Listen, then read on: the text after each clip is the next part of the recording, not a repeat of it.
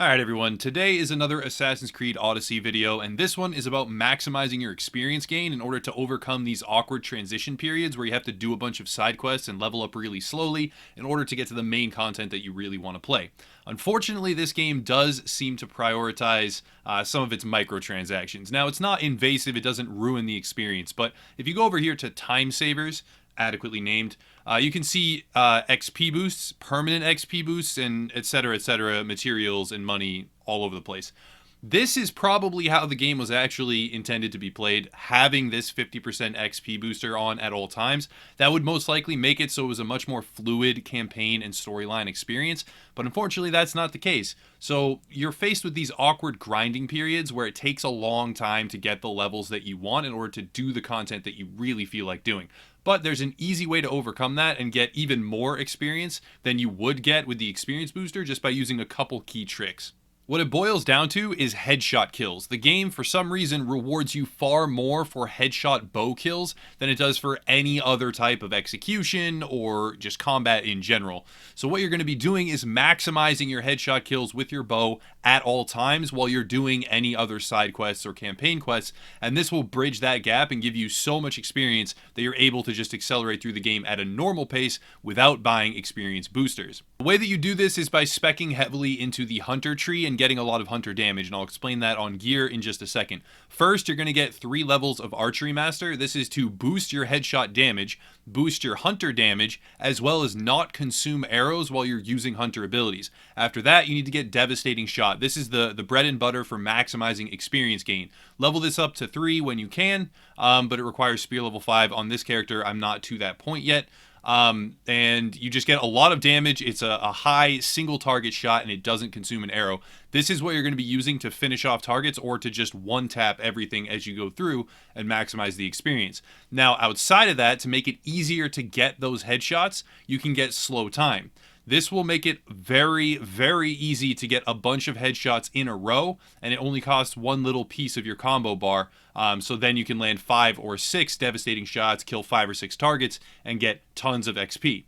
So you can extend this later on and level it up to 3 and extend the duration from 5 to 7 and on in terms of seconds. But this is just an easy tool in order to maximize the amount of times that you're getting a headshot. After that, you want to maximize your hunter damage on the gear that you're wearing, even if it's a lower level. So right here you have Griffin's Scythe, and as you can see it has plus 9% hunter damage, but it is under-leveled for my character right now. That doesn't really matter. I'm not using this weapon. I'm just using it as a stat stick, if you will, in order to give my bow more damage. After that, I have Poisoner's Dagger. I recommend something very, very fast that you can charge up combos quickly with, something that you're comfortable with, can land a lot of hits, and just allows you to fire more devastating shots. You're not prioritizing warrior damage or assassin damage or melee damage at all. You're only prioritizing bow damage, so it's just a matter of charge up and then execute with devastating shot to get those headshots. So a Poisoner's Dagger or whatever you're comfortable with, whatever you can charge quickly with. Then after that, we have 1% all damage on the helmet, and your engravings can reflect hunter damage. 4% here, 4% there. I can put another 4% here, 4% there. Doesn't really matter. As long as you're maximizing hunter damage, bow damage, devastating shot damage, and headshot damage. It's a pretty simple pattern to just charge up your combo meter and then execute the targets. You never have to worry about arrows because you don't consume them. You can take down targets that are significantly higher than your level and accelerate through content that you normally couldn't even touch, even though you're getting experience while doing that to get back to the main story. You can go after some of the key players on the map a lot sooner. And overall, this really just makes it a lot smoother to progress through the game. Otherwise, if you're not doing this, if you're not getting headshot kills ever, you're kind of stuck. And I will get more experience from even just a low-level bounty hunter or a low-level mercenary, multiple levels beneath my own that comes after me. I'll get more experience from one headshot kill on one of those enemies than I'll get from competitive side quests oftentimes.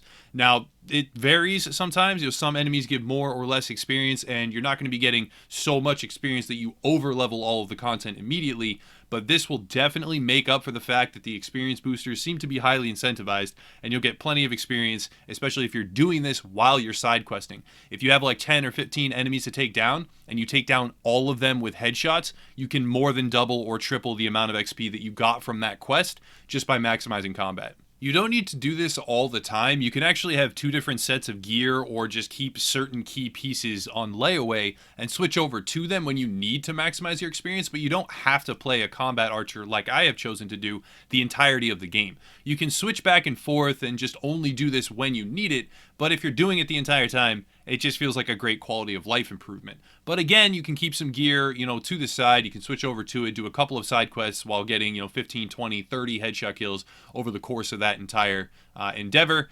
Maximize experience, go back to the main quest, and hopefully this was some helpful information on overcoming some of the inconvenient incentives to buy things. They're really trying to push you to spend money here, and that will be reflected in the review that I'm doing tonight. Hopefully it'll be out today, maybe tomorrow.